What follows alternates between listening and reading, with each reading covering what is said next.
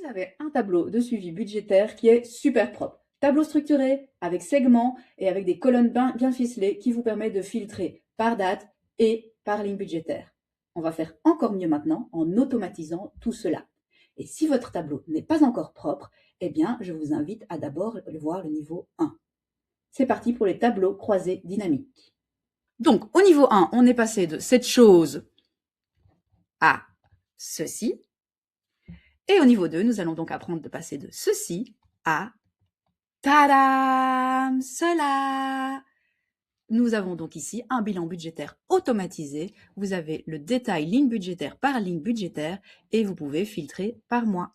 Votre base n'est pas propre, ça ne sert à rien de faire un tableau croisé dynamique. Donc on va partir d'une base propre et comme vous avez déjà suivi le niveau 1 ou vous êtes déjà super doué, nous allons passer en mode accéléré sur comment partir de cette chose à un tableau propre.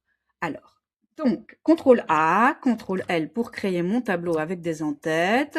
Ensuite, je le mets en forme avec une petite colonne de largeur 3. Je vais rajouter CTRL plus des lignes, dont une de hauteur, je pense, 80.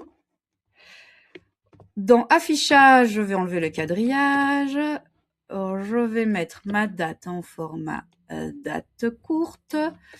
Je vais ici ajouter une colonne avec mon mois, avec la formule texte en MMMM pour avoir le mois en texte. Je vais centrer ce texte. Mes dépenses, je vais les décaler légèrement et double-cliquer entre D et E. Pareil pour ma ligne budgétaire. Et mon montant, évidemment, je sélectionne la colonne et je le mets en euros. Nous avons maintenant quelque chose de propre. Je sélectionne toute ma ligne budgétaire. Je vais dans Données, Validation des données. Je vais chercher une liste. Dans la source, je vais la chercher dans ma nomenclature, dans mes lignes budgétaires. OK, OK. Maintenant, impossible de faire des erreurs et d'avoir 4 projets attributs différents. Je n'ajoute pas de ligne totale. Vous verrez plus tard pourquoi. Je vais simplement aller dans Création de tableau et je vais insérer un segment sur le mois et sur la ligne budgétaire. OK. Mon mois, je le fais sur 6 colonnes. Ma ligne budgétaire sur 3 colonnes. Et je vais positionner mon mois en l'agrandissant juste ici et ma ligne budgétaire juste au-dessus. C'est parti pour maintenant faire un tableau croisé dynamique sur cette base propre. Pour créer un tableau croisé dynamique, vous allez n'importe où sur le tableau, Insertion, Tableau croisé dynamique. Choisissez bien une nouvelle feuille de calcul, c'est plus propre, et vous allez dans OK. Vous allez faire un petit clic droit, on va renommer la feuille comme ça, on s'y retrouve. Vous vous mettez sur votre tableau croisé dynamique et normalement s'affiche votre champ. Si ce n'est pas le cas, vous allez dans Analyse du tableau croisé dynamique, Liste des champs. Vous avez donc ici la liste des noms de vos colonnes, d'où l'importance que ce soit propre et bien structuré. Et vous avez ici 4 petits champs. Je vais juste pour une question de confort visuel, aller dans ici les paramètres, changer section, champ et zone côte à côte. C'est juste une question de confort visuel. Moi, je préfère comme ça. On va maintenant construire notre bilan, parce que c'est ça la magie du tableau croisé dynamique, c'est que ça vous donne une base sur laquelle vous pouvez construire n'importe quel bilan. Première chose, je vais donc calculer mon montant. Je vais prendre montant et je vais aller le mettre dans valeur. Et donc en tout, j'ai dépensé 45 000 €. Si par hasard, automatiquement, il ne vous a pas mis une somme, vous allez sur la somme ici, vous faites un petit clic droit et vous allez dans paramètres des champs de valeur et vous choisissez bien somme et pas nombre ou moyenne. Ok, j'ai ma somme totale. Maintenant, ce qui m'intéresse, c'est d'avoir cette somme ligne budgétaire par ligne budgétaire. Et donc, je vais aller chercher ligne budgétaire et je vais le mettre dans ligne. Et voici mon bilan automatisé. Nous allons maintenant ajouter un filtre, ou plutôt un segment. Comme on l'a vu, c'est beaucoup plus sexy, pour pouvoir filtrer mois par mois. Donc, je vais aller ici dans le mois et je vais simplement faire un clic droit, ajouter un segment.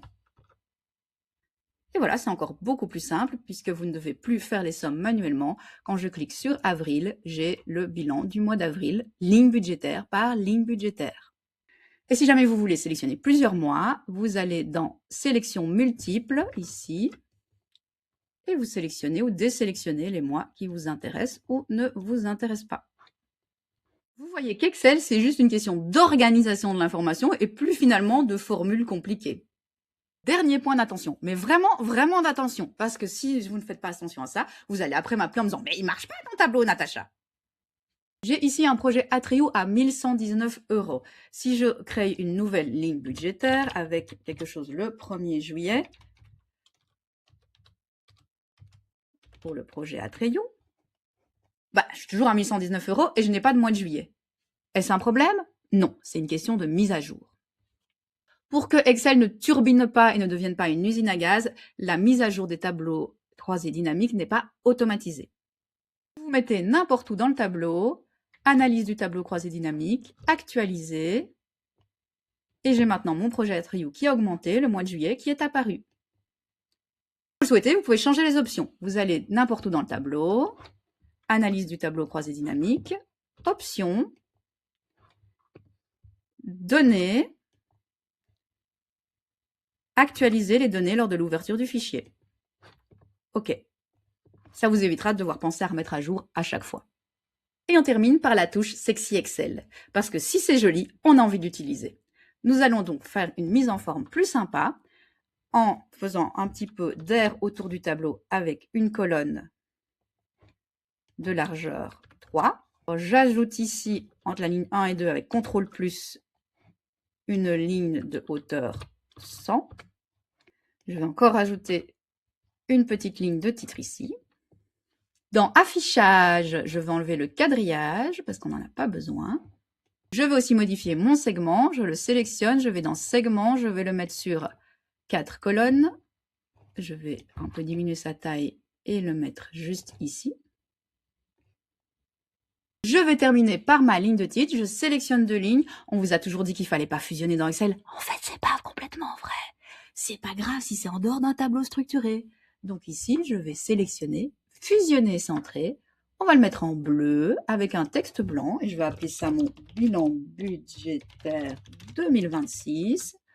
Je vais le mettre en gras. Je vais un petit peu augmenter la taille. Voilà. Je termine par renommer parce que étiquette de ligne et somme de montant, c'est un petit peu moche. Donc je vais écrire ici ligne budgétaire.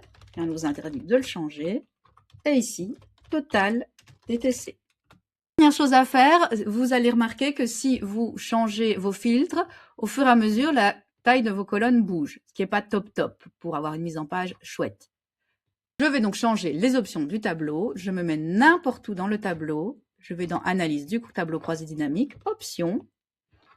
Et je vais enlever, ajuster automatiquement la largeur des colonnes lors de la mise à jour. OK. Et maintenant, ça restera figé. Donc, vous partez d'une base propre avec un tableau structuré et des listes déroulantes pour éviter d'avoir 15 fois la manière d'écrire projet Atrio. Vous créez un tableau croisé dynamique et vous jouez avec comme vous le voulez.